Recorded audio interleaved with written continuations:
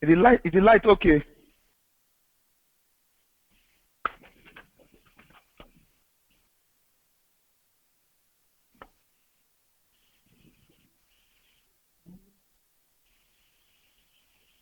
I'm not hearing you. I can't hear you. I can't hear you.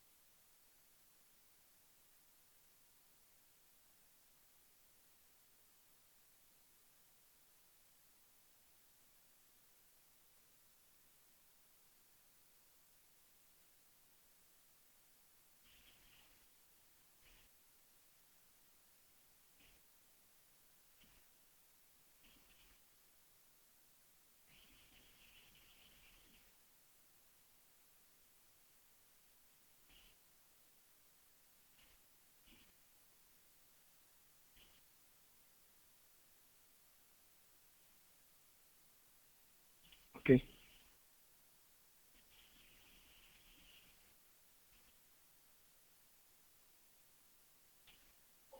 No, I'm not hearing you.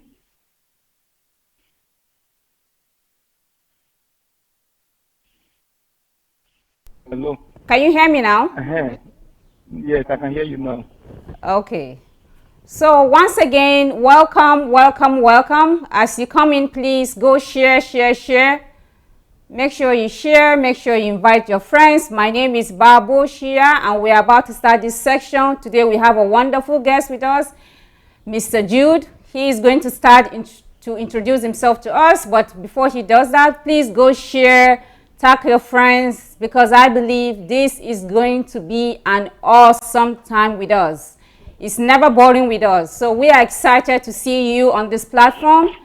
And well, then enjoy alone. Go invite your friends and let's get started. So Mr. Jude, welcome. Mr. Jude, is that correct, Mr. Jude? Yes, my name is Jude. Okay, Jude, welcome to the program. We are excited to have you Thank here. you very much. Yeah. So can you please introduce yourself to our guests? My name is Jude ADDEH from Ekpoma, Edo State, Nigeria. Great. Okay. So, how did you get to know about DSA? When did you start to listen to DSA? I actually started listening to DSA in February this year. Wow, February. Yes. Okay. Mr. Jude, we would like you to speak up, please. Okay. You can hear me properly now? I can hear you, but you just need to speak up. Okay. I started listening to DSA February this year. I think February this year. Okay, 2018. 2018. I came across a short video clip on Facebook. Okay. Concerning fighting. Oh. So I was so surprised. So I just listened to the little video clip about DSA. So I didn't really know him before then. So I watched the little video clip and it was so catching. Like, who is this man? Why would this man be talking like this? You are feeding about 2,000 people in Ukraine, a black man? Because I got to understand that he's a black man, he's a Yoruba man. So feeding 2,000 people and you are saying giving the tithe to the church is for their own, for pastors' use, is not right. So I was surprised because it was a very big thing to me. I've never seen such a thing.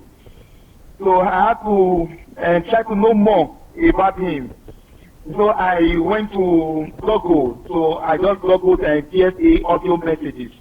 I think I saw one link that took me to SoundCloud. So the message I got there was I think, why are we on earth? Because I just wanted to know more about him, and I read some little a part of his biography. So I heard the word for the first time. Why are we on earth, in this planet Earth? Why planet Earth? Why the purpose of man? So I listened to it, so it was striking. It was shocking. So I said, no, I need to go deeper. It's like, you go deeper. And so I got on that message called, they call it Thinking Series.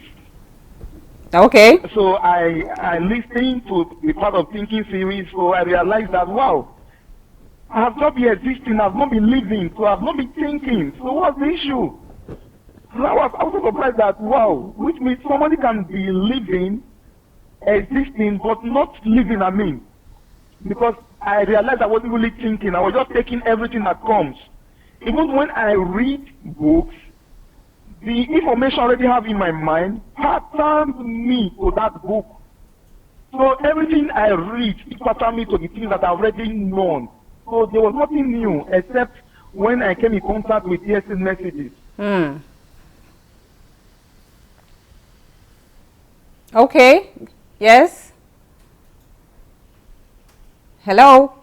So that was I can hear you. So that was my encounter at the beginning of meeting DSA messages. So along the line, I got to know that he comes online every day.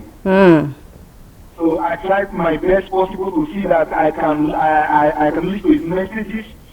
So when he started talking, I think what I meant was the issue of an expose on ministers. It really shook my attention. I said, this man has so much goodness. So he's talking about, I think he started with Adelaja.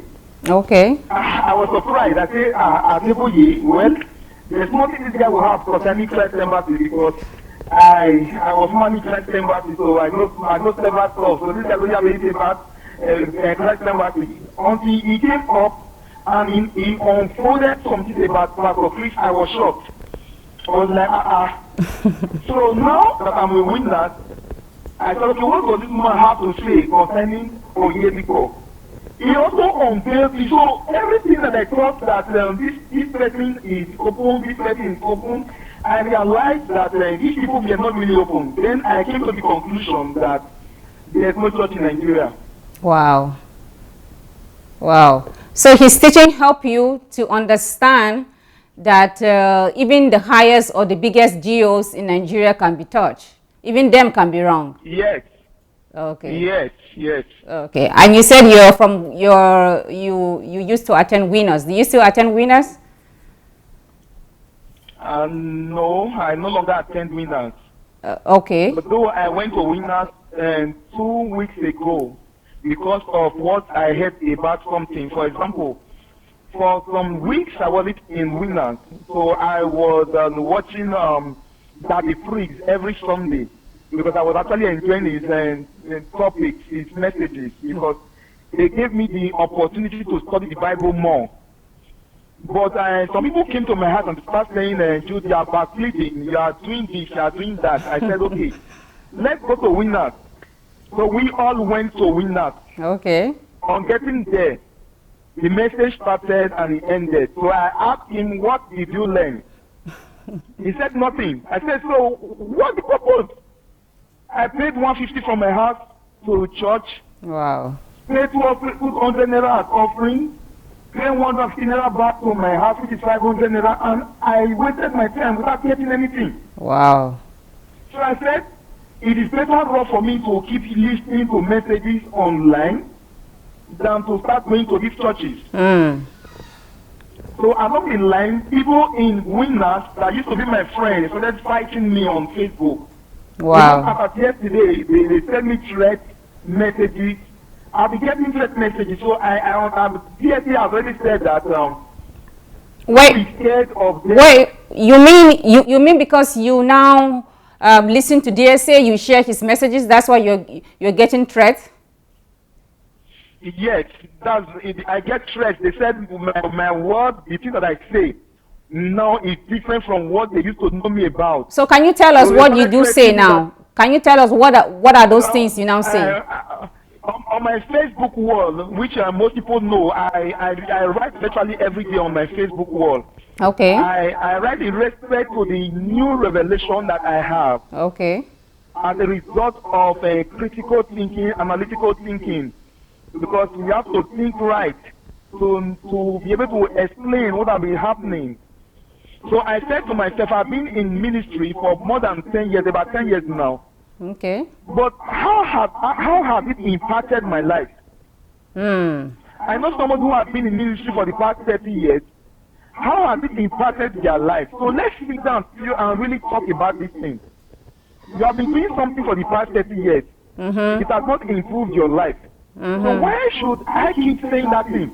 Why should I keep doing that thing? Right. So there's no point.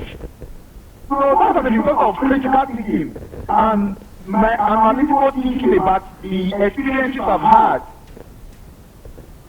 So on Facebook, I write to people on Facebook. Like yesterday, I wrote something. I said, Adelaja said, if you don't pay tithe, you will not go to heaven. Okay. I said, Political said, the heaven will not be open for a non-tither. And I said, Apostle Suleiman said that tithing is an all-time thing. So look at them critically and analyze. I said, should we follow something because it is an old-time thing? What is the Bible saying about this thing? There is nowhere in the Bible that just like paid or received tithe. The apostles paid and received tithe. Right. Does it mean they are going to hellfire? They are not going to heaven? Is Jesus Christ going to hell? Because there's no record where he paid or received tithe. So let's look at this thing analytically. So it was what I said. So those who are for Suleiman's fashion attacked me first. You will die, you will do this, you will do that. Wow. Then later those from Adeboye's fashion attacked me.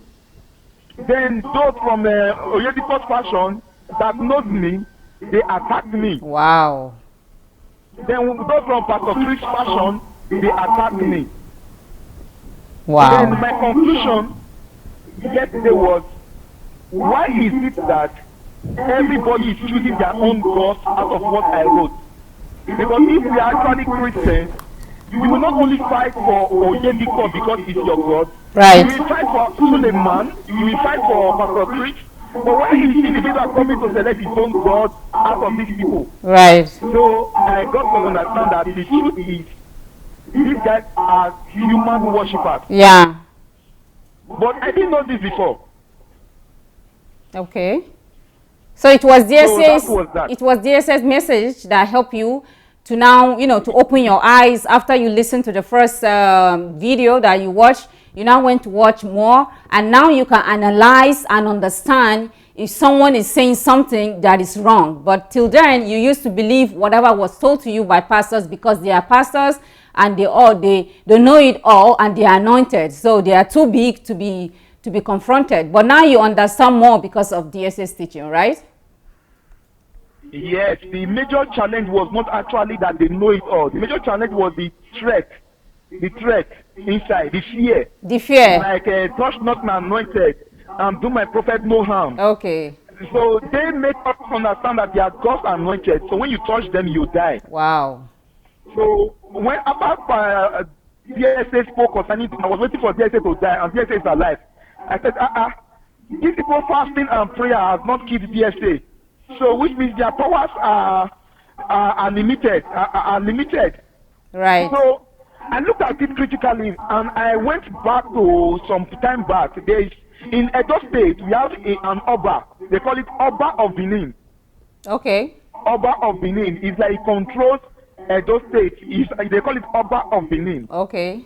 He gave a decree early this year that people who take women from Nigeria to Italy to do prostitution, that anyone that still chooses to use them against their wish, that something negative will happen to them. Wow. And before 3 weeks, we had issues about what was happening to people far Italy. Wow. Then a man called Suleiman decree against a man called what is his name again? The governor of Kaduna State. El-Rufai. El-Rufai, yeah, he said El-Rufai will die, and El-Rufai is still alive. Wow. So how come the word of an Oba is potent, then the word of a supposed man of God is not potent? There's something wrong somewhere. Yes. Yes. So, but about these things. Sorry to chip in. I know that the Obas, that's like the kings and the queens. Yeah. For you from Benin, you call you call them Obas. I know they usually have powers because I know they are all surrounded by extra, people that come to, tell power and what have you. So the thing is that, as you said, if an Oba can come out publicly and say something and it doesn't come to pass, it means that truly something is wrong. Yes. Wow. What I'm saying is that Oba said something and it came to pass. Oh, what Oba said came to pass. Came to pass, yes. But what Gio said didn't come to pass. It didn't come to pass, yes. So we have to find out where the problem lies. If we are serving the Almighty God, and the Obas are not serving the Almighty God, is their God more potent than our God? Right. Wow. That is interesting. Okay. Wow. Well, I think really you have a great point there, that if you compare, the Oba saying something and it's coming to pass, even though I don't want to even go into how Oba will say something and it will come to pass, but then it's really disturbing if a Geo, that we know that is supposed to be anointed, will say something and will not come to pass, then we have a problem. We have a big problem. Yes. Wow. Yes, that's a big problem. Yeah. Well, I'm glad that you have been set free from the, the average thinking that you know now how to analyze, and you even try to you don't just listen to DSS messages, you put it into practice. Because when people came to you and were telling you things about winners, you decided to go to the church with the person and now say, okay, let's put this into practice. And truly, they couldn't prove that they went to church, spent their money, nothing changed. So, as you said, why do something that does not work, that has no result? It's not making sense. It's absolutely waste of time. Absolutely. Yeah, I was thinking that you allow me to speak a little about my background, so you actually know where I'm coming from. So the people who are watching, we actually know where I'm coming from. Yes, go ahead, please. I came from a polygamous home. Okay. I came to understand that the woman that is my dad is not my mother. Wow. And before that one. I'm sorry. When did you find out? When did you find out that information? When I started getting strange about myself, when I started getting realizing who I am. Okay. I got a sense about my environment. I got to know that she wasn't my mother. Wow. Then I realized that there was a woman before her. She too wasn't my mother. Wow. So, and there was a woman before that other one that is my mother, and I didn't know her. Wait a minute. How come they are involved in your life if they are not your mom, and how come were they pretending to be your mom? I'm confused. No, the issue is this. My dad got married to my mom. Okay. So my mom gave birth to my senior sister, my immediate elder sister called Ruth. Okay. And me, just two of us. Then I was told that my mom left when I was 3 months old. Okay. That's what I was told. That because my mom found out that another woman is pregnant for my dad, so my mom left. That's what I heard. Okay. Now the other woman gave birth to 2 children for my dad. Mm-hmm. And that one was also kicked out. Mm-hmm. So another woman came in, which is not the current woman in the house, gave birth to about 6 children.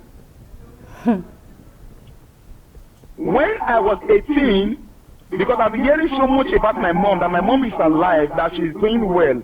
Okay. So I said, let me go and see my mom, because I was living in Benin. And they told me that my mom is in Irwa, which is Irwa is like the village part. It's called this Edo Central. Okay. Which is Eastern Central now.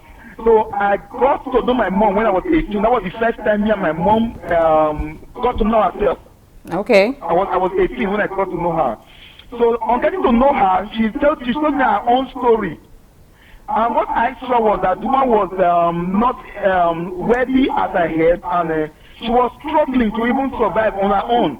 Okay. So I took the challenge to start working. So I started digging wells. I started digging foundations. There's what we call bricklayers in this place. I started serving them. And my mom didn't want that. Because she didn't want that, I said, I'm my only son. She won't want me to do that. That once I start getting money, I may choose to follow the line of my dad. That's what my mom said. Okay. So as a result of that, we had issues. I had issues with my mom. Within a year, I left my mom. So I observed that we have another uncle in the same place. So I went to meet my uncle. Okay. In a place called Beno in Iraq. So it was while I was with my uncle, I had the challenge the opportunity to go learn computer, roadside computer. We call it just a desktop publishing. Okay.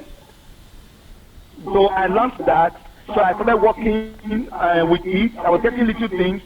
Then finally I got a job in a federal establishment with O level. That was in 2007.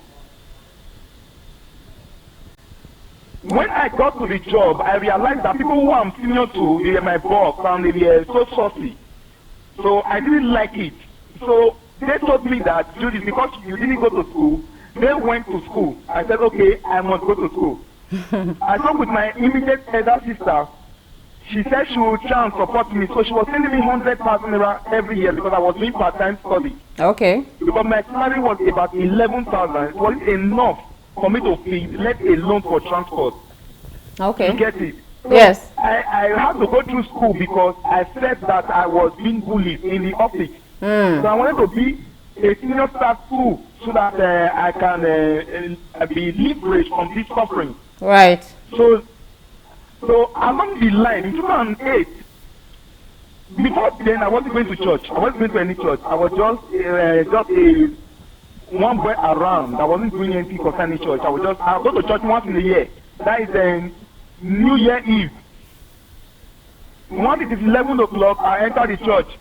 Once they shout Happy New Year, I'll come outside and start playing banga. That's the only time I go to church. So in 2008, somebody led me to Christ Embassy. So we went there because they were doing something called Oktoberfest. They were doing reach out Nigeria. So that's what they were doing. So I participated. So I just enjoyed the fun. Then they said the night, the Syrian night, I went there. That's how I started Christ Embassy. Oh, okay. So along the line, because I'm this kind of person that is so much into what I like doing, I became the HOD of graphics department. I became the HOD of graphics.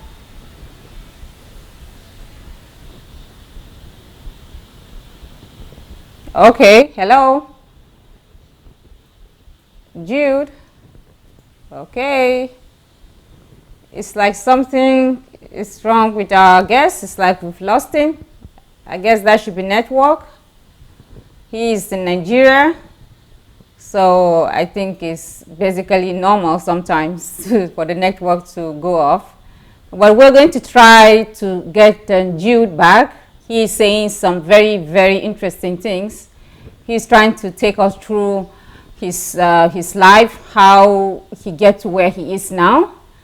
And from what he is trying to tell us is his background, his family, the story of his family, and how he get to, to be doing what he's doing now. I mean, the work. He mentioned, before the line went off, he mentioned graphic works. So we'll try to get him back. But meanwhile, as you come in, please go share, invite your friends, tag your friends we are going to try to get Jude back, and we'll continue right with him.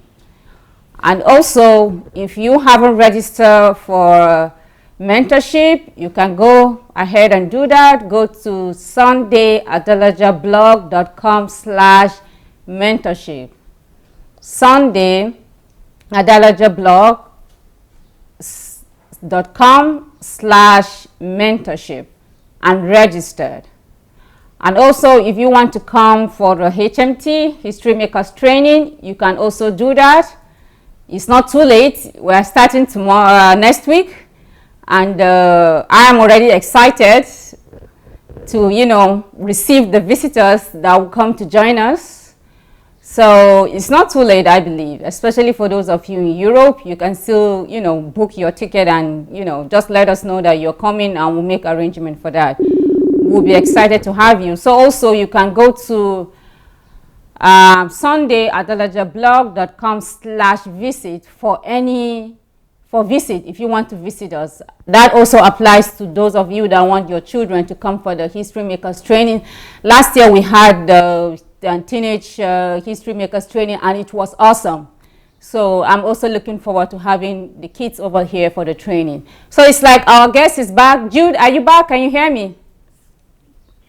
I can hear you very well. Okay, nice. Welcome back. So please go ahead. Thank you very much. Okay, so like I was saying, I was made the HOD of Graphics Department in BLW in Ekpoma branch, Ekpoma, which is the campus ministry as part of the Christ Embassy. Okay. But then I began to understand what's actually playing in the ministerial aspect of ministry, but I didn't really know. As a club member, you may not know. The first thing I observed was this. They said, my life is tied to what I give to God. So because I have come to God, I was so happy. So I grasped it. I started giving. So 5% of my salary was going to the church. My income, major salary, because apart from my salary, I know how to repair laptop. So I repair, before the end of the month, I get close to like 20-something to 30,000 naira, which is bigger than my salary. Wow. Yes. So everything was channeled to the church. Then along the line, they made me a cell leader. From there, they made me assistant cell leader. Cell leader to assistant PCF leader. Sorry, to assistant PCF leader. There's what is called PSCC, which is like it's like an assembly that controls the fellowship where the critical issues are discussed. Okay. So they made me a member of that PSCC. I was a member. In that part, I got to understand that I was no longer living well because I realized I started lying to get money because the money I had was never enough.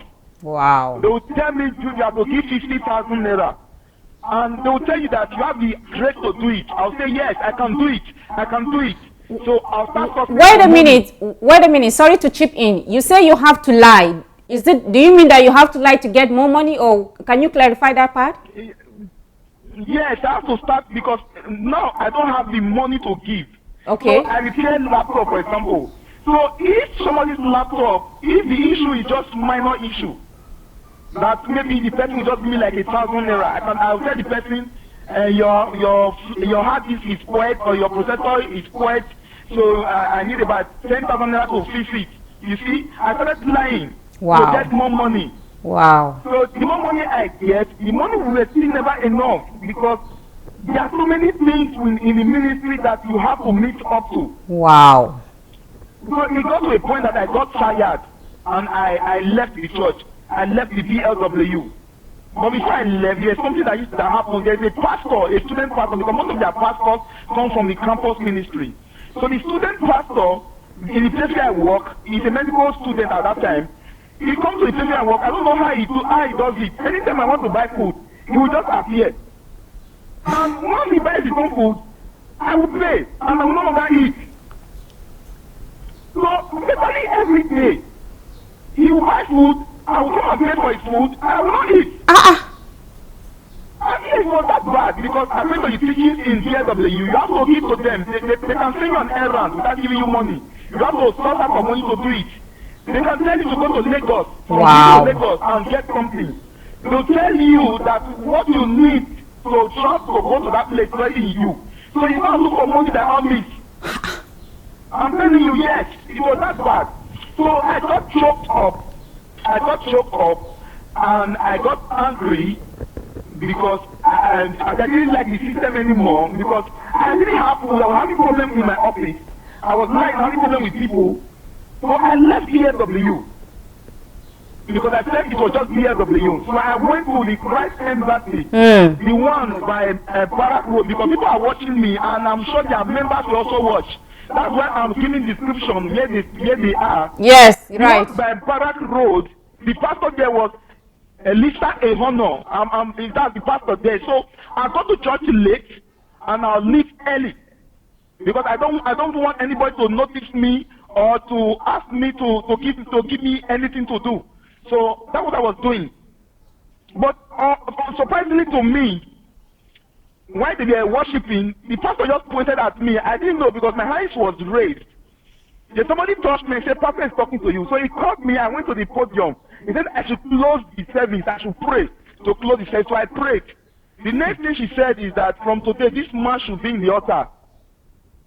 I got surprised. Along the line, I got angry. I was no longer frequent in church. In the building they called church, I was no longer frequent because the system wasn't good for me.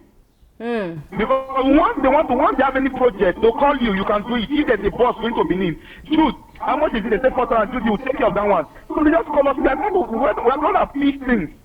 They don't really care about how we live, how we eat. Right. So initially, I thought the problem was these people in Ekoma, the pastors. That's what I thought. Okay. In 2012, I was going to school. I stopped by Palace in Ekoma. I bought food opposite Palace. Immediately after I finished eating, an invisible hand strangled me. Invisible hand.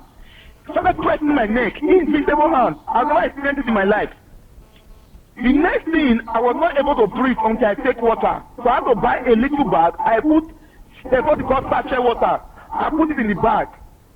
I'm sorry. I'm sorry, Jude. What do you mean an invisible man choked you? I was sitting where I got through eating. People were there. Along the line, somebody pressed my neck, but there was nobody pressing my neck. So you mean spiritually? Spiritually, somebody choked you? Yes, it was spiritual. Wow. Yes, it was spiritual. But I didn't believe in it before then. I didn't believe in it. So the person was choking my hand. I was doing like this. People knew me around the area. They were calling my name. Dude, what's the problem? Dude, what's the problem? I couldn't respond. I have a bike, so I left my bike there. I left my bike there. I entered Okada. I ran to the hospital for checkup. They checked me and they said I'm okay. But I wasn't fine. That's how my issue started. That's how my problem started. So I went to see my pastor. My pastor said because what I gave was not enough in 2012, that I should give more. But this time I was in admission already. Wow. In the hospital. I was in Eva Charlie Teaching Hospital in admission. He said what I gave for Richard Nigeria was not enough. So that is why you were being attacked spiritually. I don't know if that's why, but I gave extra 10,000 naira while I was in the hospital. Oh my God. I gave 10,000 naira. That was back in 2012. Then after all, the pastor came to where I was in A&E, that's the accident and emergency part of the hospital. He asked me who have I offended. I said, Pastor, I've never killed anybody. I've not broken anybody's heart. I don't know who I offended though. I've been doing my thing genuinely. I've been paying my tithes. I've been giving offerings. Right. Special seeds. I've been giving special seeds. Right. Richard Nigeria. I was a partner in Richard Nigeria. Healing School. I was a partner in Healing School. Then there's another one called the missionary arm. There's an arm which you call the missionary part of it. I was a partner in it. So, Pastor, I don't understand. When it comes to giving, I have been giving. So when it comes to, I don't know what is happening. I've been praying the normal prayer. I've been attending services. Guys, Jude, guys, please go share. I believe this Jude story is going to liberate someone today. Please, let's not be too stingy. I don't think it's too hard to share. Just go press the share button and share. because this guy is sharing something that I believe is going to help somebody out there. Please, Jude, go ahead. Okay, so I spoke with the pastor and said, I have not offended anybody that I know of, but if I have done that, is the grace of God and the mercy of God no longer enough to help? According to the teachings, if you give tithe, God will command the devourer will not attack you. So I'll be giving tithe, not only tithe, I can't even give the exact tithe. Because if my tithe was supposed to be maybe out of 20,000, out of 21,005, for example, and my tithe is supposed to be 2,500, I'll give 3,000 naira as tithe. Wow. So I don't normally calculate it with calculator to measure up. So I'm in giving. So what is the problem? So where is the problem coming from? Exactly. The pastor said the pastor couldn't explain. So I got to understand that my tithe that I was giving just couldn't save me. Exactly. And the sad part of it is they abandoned me because I was not in a relationship at that time, because my life was just work, church, and my house. And most time I spend my life in the church. I spend most of my time in the church. Wow. Most of my time in the church, they couldn't help me. They didn't bring 100 naira or 1,000 naira to fill any of my bills. Wow. My sister came around, spent a month with me because she was working in Lagos. She brought money to help me because I work. I have access to cooperative, and before then, I had some money which I wanted to buy car then. I had some money because I wanted to buy car, so I spent the money. Then I borrowed 200,000 naira from cooperative. From cooperative. Cooperative is like a place where you every month they deduct something from the salary. But once in a while you want to borrow money from them, you can borrow money from them. And secondly, if you want to take from your money that is with them, you can take from it. So that's how it started. I borrowed 200,000 naira from cooperative. I spent most of this money in regards to my health, not just my health in the hospital, because it was more of the pastors. Because I said, somebody told me that this is spiritual. I said I agree. So I started moving from one church to another. In 2012, Apostle Emma came to do a program in Epoma. Some people who are watching the program, the title of that program was Enough is Enough. I came to the program, he called for seat. I didn't have money, so I have a television. So, and that television was not too old, it was a recent television, and at that time it was about 40-something thousand. I asked my friend to give me money so I can come out for the seat. They said they don't have. So I came out, I said, I will bring 20,000 naira. So he said the next morning we should come quick. So that night, if I couldn't get anybody to borrow me money, so I said, I want to sell the television for 20,000 naira. And I got so many persons who were willing to buy it for 20,000 naira. So I got sell it for 20,000 naira, and I gave it as a seed. So he laid hands on me, on my hand and my head, and blessed me. But I was still not healed. That was how I got to Omega. That's how I got to Omega. A friend of mine took me to Omega. That's how I got here as a result of my health. Then the pastor in the Omega front at that time called me out by prophecy, and he said that I have the call of God. I said, I know that. My issue is healing. I want healing. He said that I should kneel down, that he wants to pour anointing oil on my head. And the pastor name is Pastor Kingsley. He's no longer in Netcoma now. So he poured anointing oil on my head. And I started Bible school. That's late 2012, 2013. I was made the class rep of the Bible school. When I got through the Bible school, he wanted to make me a pastor, which I refused because my spirit didn't really reconnect with the church, though I stayed there for a while. It got to a point, I found out that the prayer and die that we'll be doing was not amounting to anything. I've been praying, die, pray, die. I pray 6 hours, everything was fighting me. Every witch fighting me. Die, die, die. I was praying it. 6 hours I will pray. 3 hours I will pray. My ailment started increasing from one level to another. So it got to a point where I was no longer sleeping at night. Doctor said what I had. They said it's called anxiety disorder. That's what they said. I never heard about it. They said it's anxiety disorder. So they placed me on so many drugs, but I remember the one called amitriptyline. and another one called I think nitrazepam or so. There are so many pounds and so many pounds they be giving to me. So that was it. Now I'm in Omega. I'll be praying there, and the funny part of it is that those guys should attend all night. I will come to all night. Wow. After all night, I will go to admission again. They say let's do. They say I should do fasting. I will try to fast. I will pass that. They will take me to admission again. But I wasn't wise enough to stop this thing because in spiritual things I believe that we have to fight it because they say life is battle, and I want to be okay.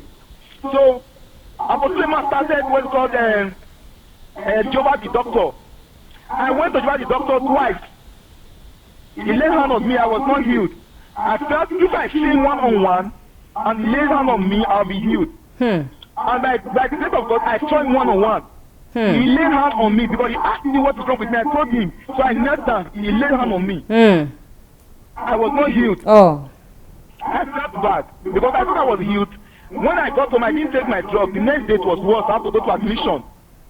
You see? So I started taking the drugs. And the funny part of it is that once I missed the drugs for some time, those drugs will no longer work for me. They will either increase the dosage or change the drugs. It was really terrible. While I was in Omega, there was a fellowship called Ebenezer. So they said in the Bible school, they told me that you must have a mentor. If you have a mentor, you cannot succeed. You must have a spiritual father. So I looked around. So I chose a spiritual father called Apostle Philemon and Mark. So I was in his fellowship. In his Bible school, in the fellowship, he said God told him that I should start a Bible school in the fellowship.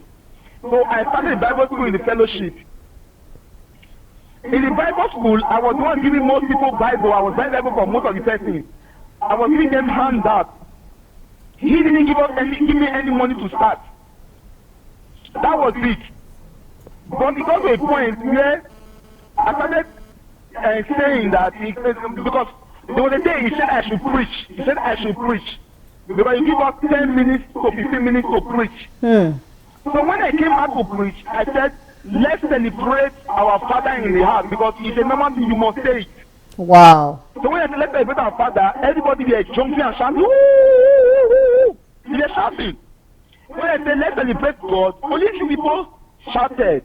So I was wait, Jude. What do you mean by you must celebrate him, like the pastor? What do you mean? Is it like compulsory that you must celebrate him? Yes, that's what we learned. That's how it is. Once they give you opportunity to stand in the podium, you must acknowledge them, like celebrating them. You say good things about them. You say he's my father. I was down. He raised me up. You just say many things about them. Wow. Yes, that's it. So I have to say many things about him. He's a great man. He's also he's that. But I got to understand. I told the people. I said when I say celebrate Apostle Philemon, people shouted. But when I say celebrate God, people didn't shout. It's a testimony of God. I didn't know that he was angry because of what I said. They didn't like my method. They said I'm not too much into the die issue when I preach. So he stopped the Bible school and kicked me out. And he told in my presence, first of all, what happened was this. Normally we come for all night on Sunday at prayer band. Then on Monday is the main all night because it's a fellowship.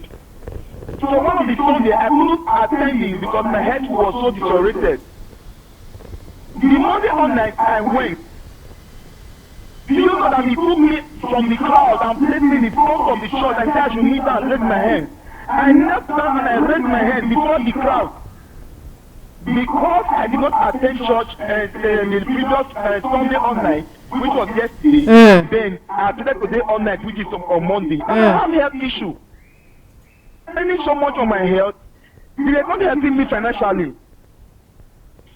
What he did really got me angry, seriously speaking, because I couldn't even pray after that. Because I have to kneel in front of everybody and I'm sorry, Jude. You say he asked you to come in front of the church to kneel down and what? For what? Yes. He said, you didn't come to night yesterday, prayer band. I said yes. He took me, he said kneel down. I was at the back. So I knelt down. Later he carried me, said go to the front and kneel down. Raise up your hand. I went to the front of the church. People are watching me. If I'm lying, They should confirm. There are people from Emboma who were there. So you mean you're being punished right in front of the church because you missed all night prayers? Yes, I knelt down and I raised up my hand. Oh my God. That was what happened. I got angry. I was no longer consistent in what he was doing. We started having issues. Me and him, we started having issues to the point that I was in a relationship, but the girl I spoke to, because I was no longer in Ebenezer, I left there totally. The girl I spoke to, he told the girl that I'm not the right person for her. That he will take the girl to the right person. Wow. I was so surprised. And this girl in question, thank God she has an understanding about the word of God and she understands prophetic. The girl refused to listen to him and also left the fellowship. Wow. Now, what I'm saying this is because of the fear factor that I'm talking about from my childhood to my working place, from my working place to the church. Now, where I was thinking that the church is a place where you can get help. So they were not really helping. We didn't have that. The other sad part of it is that he came to my house. There was an AC my neighbor gave to me. He 2 horsepower, standing AC. Before she parked out of the compound where I rented, she said she liked my person. That if I have anything to buy her AC, that I should bring. I told her I have only 7,000 in my account. So she said I should bring it. I gave her the 7,000. She gave me the AC, 2 horsepower. Do you know, a Apophilemo told me that he wants to buy the AC. I said I don't want to sell it. He said nevertheless he will take it. He came to my house and collected the AC without my consent. But because the fear factor, I couldn't withstand him. I couldn't withstand him. So I allowed him to take the AC. I'm talking about air conditioner. He took the air conditioner from my house. Wow. So as I'm talking to you, I was in debt. I got frustrated. Along the line, a friend of mine in the place where I work, he said I should go to want to do BCC program in Winners. That I should go and attend the BCC program. I'll be okay. I said okay. So I went to Winners to start the BCC program. When I got to the BCC program, I felt the message I heard. I said it was better off than the one I was hearing in Omega. So I switched to Winners. I did my BCC there. I did my LCC there. In Winners, they were forcing you to bring money on, like in Christ Embassy where people stay at the gate. They wear suits. I call them corporate beggars. They stay at the gate to collect money from you. Unlike in Christ Embassy, yes, in PLW. While the service is going on, they stay at the gate. As you are coming in, they start taking money from you. They tell you, Pastor's birthday, you have to bring so and so. How much do you have there? Right in front of the gate. Yes, in PLW. Sometimes we that we are leaders in PLW, sometimes they'll tell us to pour our shoes. We will go on with empty food. Sometimes we should empty ourselves in the church. When I was in PLW, I will empty myself. Wait a minute. To remove your shoe for what? It's like a punishment for us. It's like a punishment. We will go home with barefoot. Or maybe until we have what they needed from us. Then they'll give you back the shoe? Yes, because we are leaders. So they said that's the training. So I saw it as a training. I didn't know I was being abused in that aspect. Wow. So how we got to know that when DSA was talking about abuse and recovery. That's when I got to know that those times I was being abused. Right. I didn't know. Wow. You thought all these things that they were telling you to do, remove your shoe, collect the money and everything, you thought it was just you, part of you, serving God and doing the right thing. Yes, I felt we were serving God because they said you can't speak against them. Once they tell you anything, your response is yes, there's no. Wow. If they tell you do this, you'll say yes, I can do it. If they tell you do this, you say yes, I can do it. Wow. So that's how I was raised. So I said we were working for God. I thought I was doing God's work by doing those things. Because they are God's servants and they are entitled to it. So I get angry sometimes, but I will just still match myself, just still comply to it because I don't want to displease God. Yes. I didn't want to displease God. So you didn't for know. that. You didn't know better, so you thought you're loving God and being faithful by doing everything they said you should do. Yes, that was it. So in 2016, I went to healing school. In 2016, Pastor Chris. I went to healing school. Yes, I went to healing school. I stayed in a hotel for roughly about 30 days. Before I went, I borrowed a lot of money from people. My sister helped me.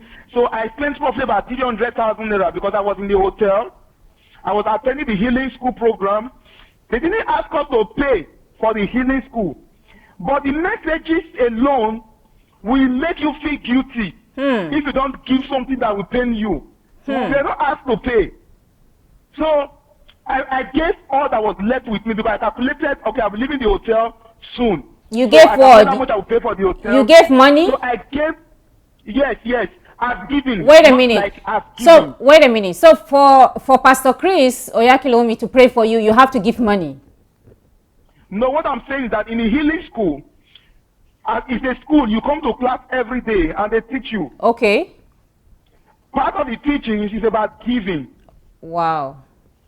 And you know, your man of God is coming to teach you. You have to connect to it. There's a way they talk. There's a way they put these discussions. You have to connect to it. And the only way to do that, the only way to connect is to give money. Yeah. So why not give food? Why not give clothes? Why not give old shoes, old school, old clothes? Why money in particular?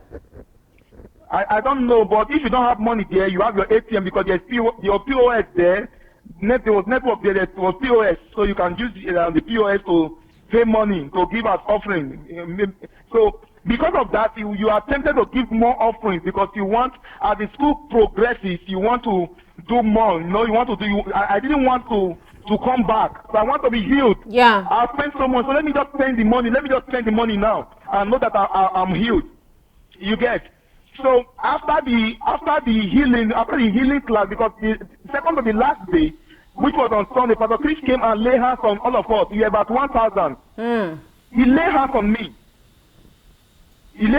So I wrote on the ground because we were taught that once they lay hands on you, wrote on the ground, say you are healed. So I started saying I'm healed. I already threw away my drugs. I'm not taking drugs again. I'm healed. I'm fine.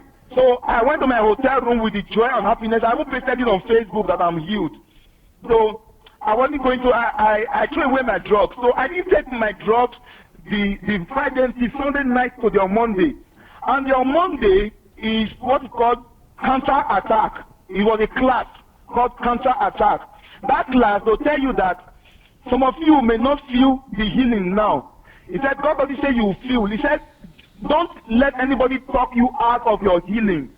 That when you get home and people are still seeing the signs in you, tell them you are healed. Refuse to agree with them that you are not healed. So I said I'm healed. So 2 days now, I didn't take my drugs.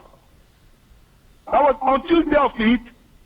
I went back to my hotel because normally I decide to stay some days after the program to relax. Now, almost like 3 days now, I wasn't sleeping. So I had to quickly come back to Epoma so I can get my drugs. Because the drugs are not really drugs that I can easily buy from the chemist. The doctor has to write the drugs for me to buy. You get? Yeah. So I came home. People they asked me, I'm healed. My sister was asking me, are you healed? I said I'm healed. But I was still taking my drug because I'm almost past that, but I was taking my drug, but in an increased measure because I now understand how the drugs work. So I already know when to take higher dose, when to switch to another one, because I've been taking drugs for a long time, so I know how it works. So you get. Yeah. So when I was taking these drugs, a month after, 2 months after, 3 months after, I was saying to myself, I've been healed now, but when will I stop this drug? So once in a while, I stop it for like a day or two. I realize that I'm no longer able to sleep. I'll go back to the drug. So that was in 2016. So towards the end of 2016, Benin, we got information that Benin was coming to Nigeria. Wow. Which was covered NHIS. You can go it on YouTube, you see the program. It was a 3-day program. The first day was strictly for ministers. While the second and third day was for those who registered. So I registered and I went to the healing, to Benny program when he came to Christ Embassy. I went 2 days before the program because I felt I wasn't healed when for the priest letter on me, but I did that when he had a higher anointing. Where I felt so, I said, okay, I'll be healed. So I went there when he said, if I miss that come outside, I already positioned myself. I knew something like that would happen, so I ran out, so I was not close in the front. So he did what he did the blowing breeze, throwing this and people fell down. Though I didn't fall, I said I was healed again. The same thing continued. So it was in 2017, I tried to say, okay, I'm good, I'm fat. Let me stop going to this church and the other church and the other church. Wow. But when I started to concentrate on the drugs I'm taking, and let me just serve God the way I can serve God. And I realized that I sleep well. I'm not stressing myself going to church because I sleep by 8. I'll make I take the drugs by 8. I'll lie down by that 8. If it's around 3 in the night, that's how I will sleep. Maybe around 3 in the night or around 4 in the night, that's how I will sleep. And then I wake up maybe around 5. You ask me how did I know when I will sleep and when I wake up. I bought a band called MI band. Okay. A company called Xiaomi. MI band can monitor your sleep when you slept. Right. When you woke up. Right. Monitor it. So I bought it for a wristwatch. So I bought it. I wear it. So once I lie down on the bed, in the morning, but I don't feel refreshed, I will check the app on my phone. The app will tell me that you slept for only 1 hour. Light sleep was for 20 minutes. Deep sleep was about 15 minutes. The app will analyze it for me. So I started using the app and taking my job normally. I was no longer going to church programs like all night. I eradicated all night. The issue of fasting, you must fast. I stopped it. Then the drug started reducing. I'll give you an example. I was taking amitriptyline about 5 milligrams. Amitriptyline, people who are watching me, they should understand what amitriptyline is. They call it antidepressant. Yeah. I was taking amitriptyline about 5 milligrams. Then I was taking a drug called clonazepam. Clonazepam was taking 2 milligrams of clonazepam. Wow. Every day? Now, yes, every day. I've been taking more. I've been taking more before then. I've taken so many drugs, so many things. Then I started reducing the clonazepam. Let me do the math for you. 2 milligrams of clonazepam is equivalent to 60 milligrams of nitrazepam. To get 60 milligrams of nitrazepam, each nitrazepam is 5 milligrams. Okay. But now, I'm no longer on clonazepam, but I'm able to reduce to 5 milligrams of nitrazepam. Okay. So which I said to myself, if I started it on time, I would have stopped taking the drugs a long time ago. Right. Now my spending was not just about other things on my health because I had to take drugs. And there was food scarcity, I didn't have much food to eat. So I'll have the food in the evening. So I'll eat in the evening, so I'll take the drugs. So I won't eat in the morning, I won't eat in the afternoon, I'll eat in the evening. So at this time, my sister was no longer working, so I didn't have support. So Jude. She used to support me. I can hear you. Jude, yeah, I'm curious. How did you come about you starting to, take your medication back again? Because you mentioned that you stopped going to the church. What made you first? Yeah, I understand why you stopped going to the church because you got tired. All the prayers didn't work. All the fasting didn't work. That is clear. But what made you to now decide, okay, if the prayers are not working, let me go back to my drugs? But then, how did you come across about reducing the drugs you take? Because it's kind of risks. If it is being prescribed by the doctor, you have to do what the doctor said. So what changed? Okay, well, this is it. The doctors will always put me on, once they give me prescription today, they'll tell me I have to come see them in 2 weeks' time or in a month's time. Okay. So most times I wasn't really following the schedule of the doctors because they said I should not miss my drug. Okay. Why the church is saying that I'm healed. So those little time where I stopped taking the drug, when I come back to see the doctors, they have to now increase the drug or give me another drug entirely. Okay.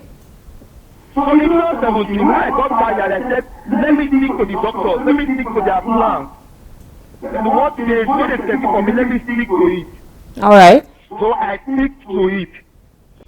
I stopped doing what's called fasting because I realized that it was seriously affecting me. I was just going to church, normal church like in Winners. So just go to church and come back.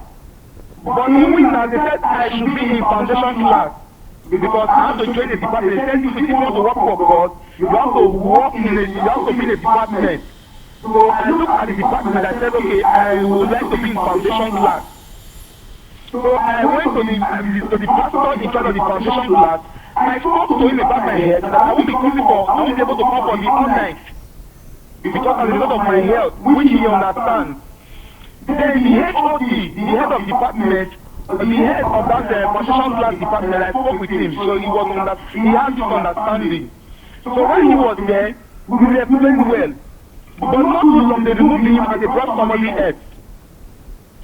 The person insisted that I must come to all night. Until I started having problems with them. When I'm having problems, my issues have begun to my head. They started spreading it, I started saying it among themselves. So you are not talking. You are not talking about you going back to Winners again. No, yes, like I was talking about in 2017 and early 2018 now, where I finally in 2017, 2018, when I was in Winners. I understand. So everything about the foundation school and the doctrines, I got tired. Okay. Because I got tired, I was looking for a place where I can hear something different because I need to go to church. Okay. So when the opportunity came to listen to DSA and at the same time that is free, yeah, I said it's a great opportunity. But the problem I had was data issue. I didn't have money to get data. All right. But along the line, some persons from DSA platform, some sent me money to get data. Some even gave me recharge card directly. And there's somebody called Nayo from Japan. He downloaded most of DSA messages, let me say all. He placed them in a hard drive and sent it to me all the way from Japan. Wow. Because I said I don't have money to start downloading. Right. Coming to watch DSA every evening wasn't really easy for me. Right. I have to sacrifice so many other things to watch DSA. Right. Because his message is the only one that is only message that gives me right. hope. Right. So at this point, you have access to enough of DSA's messages. Is that correct? Yes. Yeah. Yes, and you've listened to them. Your mind is already changing. No, I've not listened to most of them. I've not listened to most. Okay. Can you take us? Can you take us to where you've already listened to DSA's teachings and what have started changing? Can you take us to that place?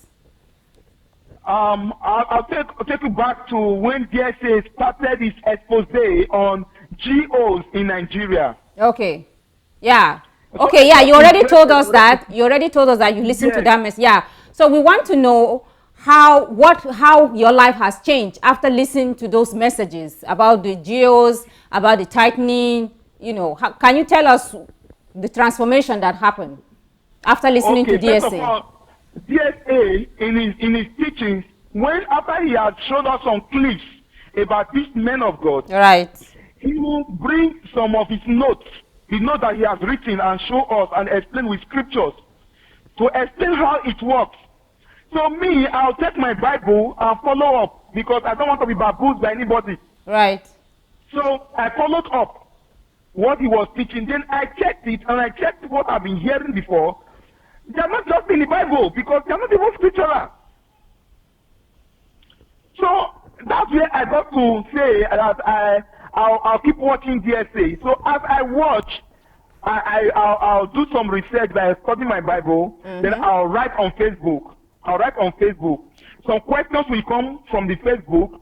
I'll come back to my Bible to study it. Then I'll write back on Facebook. What I am doing now, I will not be able to do this. But because I've eliminated my fears are gone. That's why I'm able to say this. I am giving descriptions of where all these things happened. Right. For example, on my Facebook page, some pastors in Christ Embassy accused me.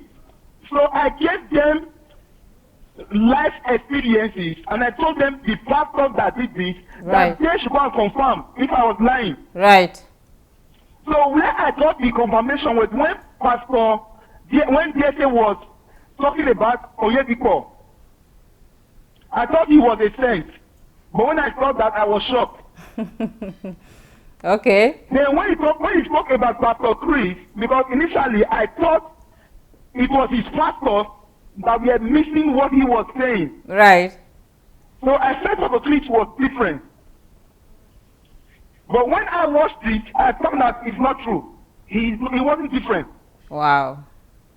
So these men were not different. Right. So I enjoyed more because I learned new things from DSA platform and the Fruits platform. Right. So every Sunday, because the Fruits doesn't come up online on Sundays, I don't know why I don't get online on Sunday. So I only get the Fruits from 10:30. So I just watch the Fruits on Sunday 10:30. Then every evening I try as much as possible to come online to watch. Okay. The message that was sent to me, the challenge is that in my area for the past 3 months we didn't have light. There's now no light. Wow. So what are you using now? If you don't have light, what are you using now? I'm in a friend's place, in a church. I'm in a church building now. Okay. Close to the campus where there's good network. Right. I had to buy 1,005 for their generator so that I can power on this light so that I can participate in this. Wow. Well, I think I believe it's worth it because you are sharing some. I don't even know what to use. Your story is worth hearing. So well done for going out of your way, you know, to make to come online, because the last time we were supposed to have you, the network was bad, but today you're doing great. You have good lights, you have, your network is perfect. So well done. And guys, please go share. Jude, really, why do I intentionally asked him this part because as I've said, the last time he was supposed to come here, you know, it didn't work out, but you know, he's determined. He didn't stop. He kept, he did everything he could to come on this program because I believe he knows that his story is worth sharing and is going to help someone out there. So guys, please, let's go share. Wow, Jude, our time is going fast. Okay. I would like you to go to touch the part of your kingdom fruits. We might come back to what you're saying now, but let's hear your kingdom fruit. What have you started doing since after you've come across DSS messages? I believe the messages have changed you, they have transformed you, but what have you started doing with the results or with those information you've got from DSA? First of all, I'm using everything possible within my means now to explain to people. For example, in my working place, I teach them about the essence of living. And I teach them that a believer is more of a brother to you than your biological brother. Wow. So I teach them that they should take themselves from fear. The issue of touch not exist in the Bible. Because I read it that Jesus Christ said we are all equal. And this won't threaten us. So first of all, I try to remove fear from them. Okay, I'll give you an example. Okay. I was walking along the road by Akere Lane. I saw some guys, I believe they are Yahoo boys. So I started sharing the gospel to them. The gospel is the good news. Telling them that God no longer angry with you, but God is reconciling people back to himself. You should come to God. You don't need your money. You don't have to pay anything to come to see God. If you have anything to give to the less privileged around you. So I started teaching.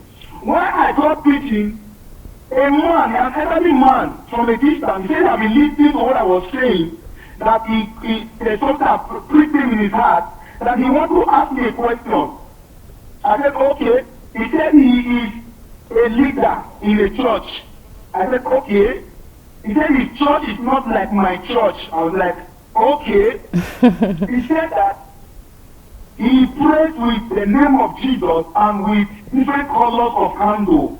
I said, okay, continue. Then he said that Yahoo boys, we call them Yahoo boys, these fraudsters that steal through internet, that they come to him, he pray for them in the name of Jesus and with candle. And when they go and do their Yahoo stuff, that they get money from it. And when they get money for it, they bring some for him. Wow. That's what he used in sustaining himself. Wow. That in that case, what should he do? I said, no, you know that what you are doing is wrong. Because in the book of Romans chapter 1, I believe from the 28th down, he says that people who do this kind of evil, not only them, but those who encourage them. So you can encourage them by pray for them and even do a referendum to do it. You can encourage them by collecting money from them.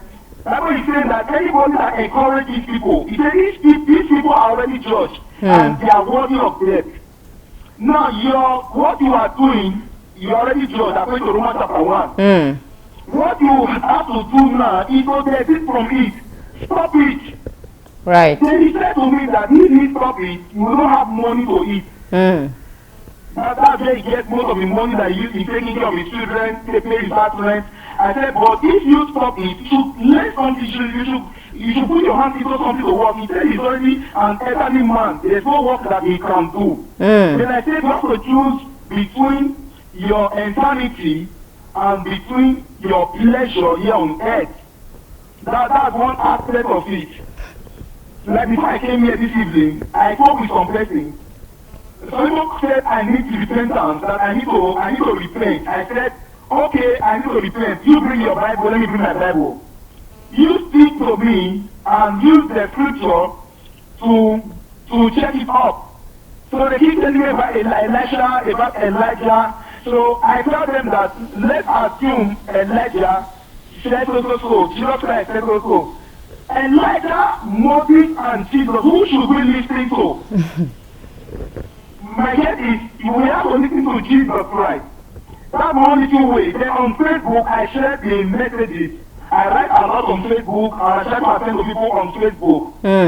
Then I was thinking that I'll start doing live program, but I'm not able to do it now because of some financial constraints. But with time, I'll start it because I'm trying to put things in place. That would be great. First of all, in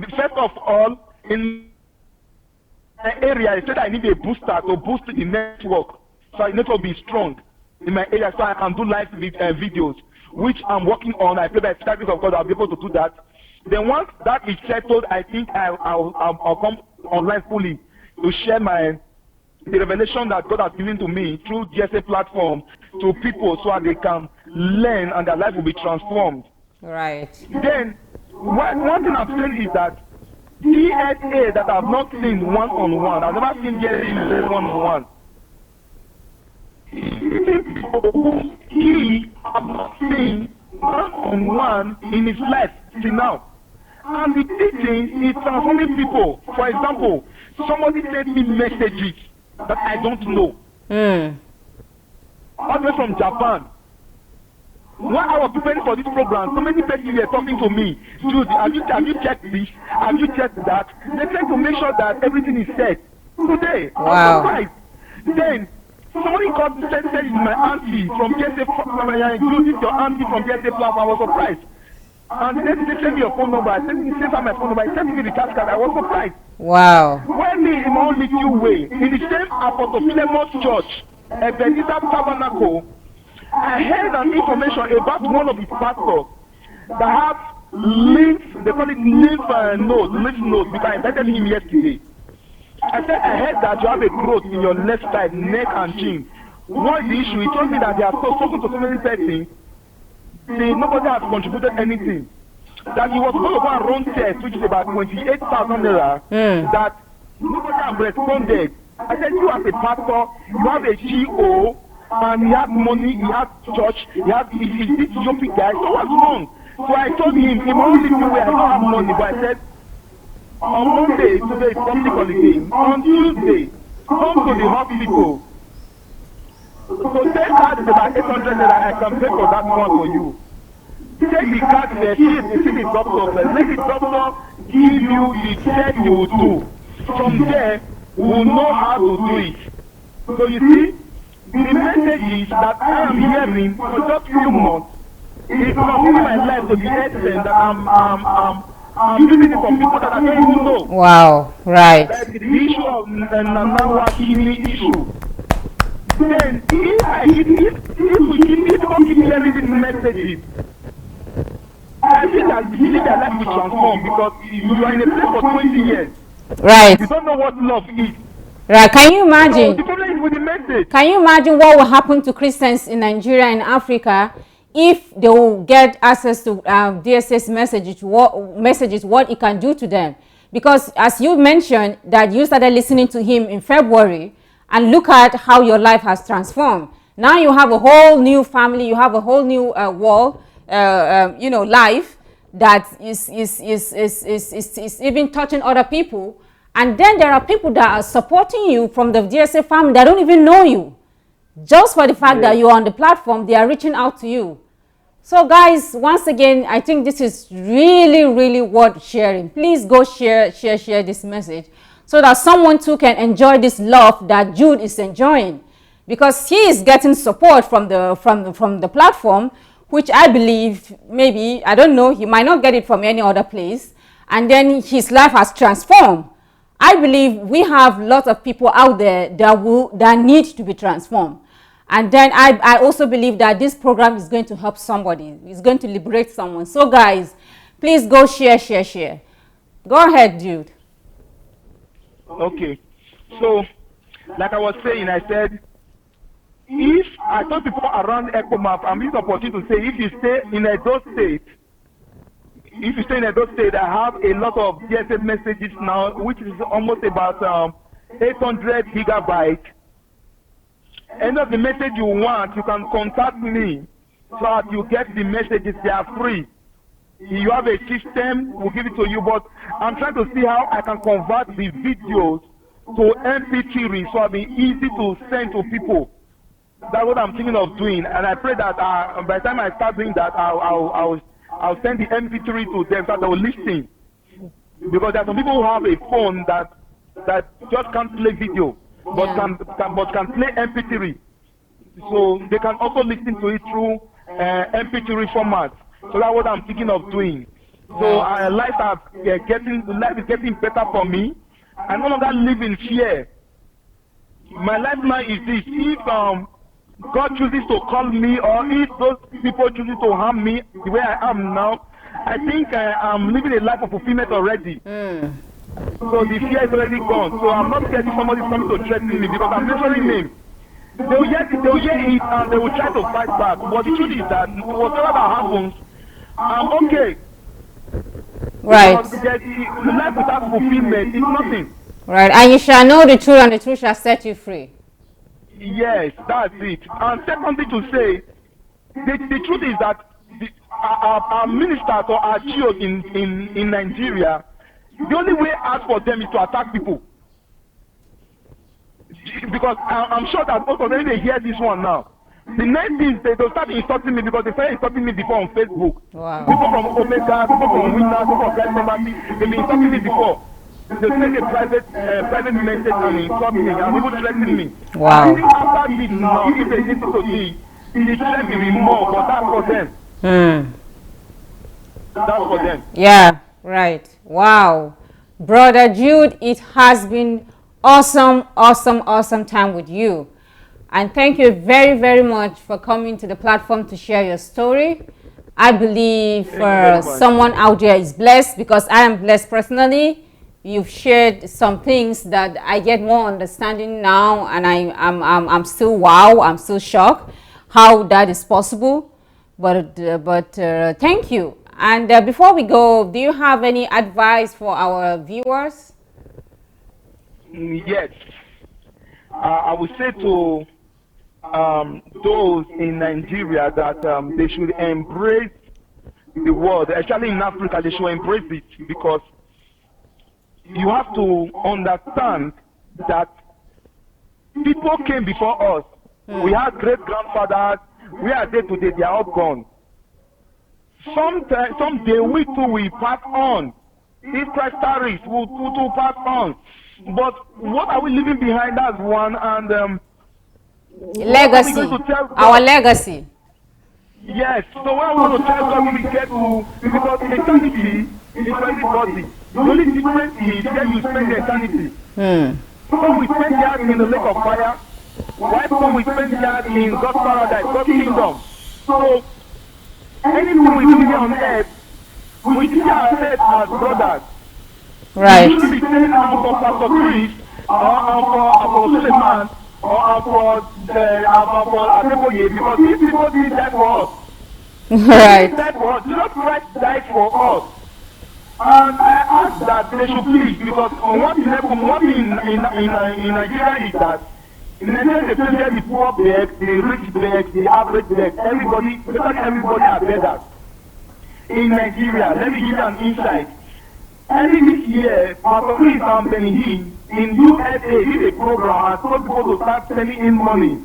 People should start sending money. I don't know if you watched the program. It was a big program, very big one. People are sending in millions of naira. To me, that's begging. That's begging for me, yes. So we have different levels of begging. So no matter how big the person is in Nigeria, they all beg. Right. It's only those that are Nigerians in diaspora that normally brings to people in Africa. But the problem is that we Nigerians tend to abuse the privileges that we get from them. And sometimes most Africans, especially Nigerians, they demonize it, which they use their demonic things to hold these people, to turn them against them. And so most people, especially white or Nigerians in diaspora, do not want to help any Nigerians. Not because they don't want to help, but they feel that helping Nigerians are like they are committing suicide. Wow. So my appeal to them is this: if you want to help somebody, help. Put your trust in God, because anyone that puts his trust in God and your trust is not in man, God has a way of protecting his own. Right. And God will protect you. Right. So my message to you is that keep doing what the word says. Keep doing what Jesus Christ has said. Don't do what man is saying. The Bible said in the book of Acts that the people of Israel were not better and more noble than those of the Thessalonians. Because after they heard the word, filled with gladness, they went and checked the word if they were told. So I will advise that they should look for this message. Why are we in planet Earth? It's actually a series. Right. They should look for it. Yeah, go to Sunday. That message actually can be found on Sunday Adelaja Official on YouTube. All his messages can be found through on that channel. On that message called Thinking Series, I think we all need it, because until we start thinking right, we will not do right. Right. So if we think right, we'll do better. Right. If we think well, we'll do better. Right. So they should go and listen to the Thinking Series. Right. The other thing I want to say is that because Adelaja has what I call a channel in Telegram. Okay. Once you key into that channel in Telegram, you have access to some of his messages in Telegram. Right. So they are in MP3 format. So just look for, and if you need it, I can send you the link. You click on the link, it automatically enlists you into the Telegram channel. You can't go from it, but you can listen to messages on it. I think that's another way to help people listen to the message. Don't just listen to it, verify it with the Bible, right. Then do what you verify. Right. Then before I end this, I will say this. The Bible says something, I think, in the book of Acts chapter 1, it says, "O Theophilus, all that Jesus began to do and teach." So Jesus Christ did before he taught. So we have to start doing, and then we have to start teaching. Because if we are teaching what we are not doing, then we are not different from the Nigerian Jews. Right. So we are still like them. Right. Right. So that's it. Right. Awesome. Thank you. Thank you. Thank you, Jude. And I believe if people want to reach you, they can reach you on Facebook. What is your name on Facebook? My name on Facebook is brother like BRO space Jude space E. Okay. Like brother Jude E. Brother. That's my name on Facebook. Bro, that would be bro Jude E. Right? Okay. All right. So I believe we've lost him, but it's okay. We are done anyway. So thank you once again, Bro Jude, for coming to the program. What he was trying to say that if you can write him on Facebook, his name is Bro Jude E. Bro Jude E. So thank you very much, guys, for being with us. It was awesome having you. And DSA is going to come back in 30 minutes to continue his series. So don't go anywhere. Don't go too far. Join us and see you. Bye-bye.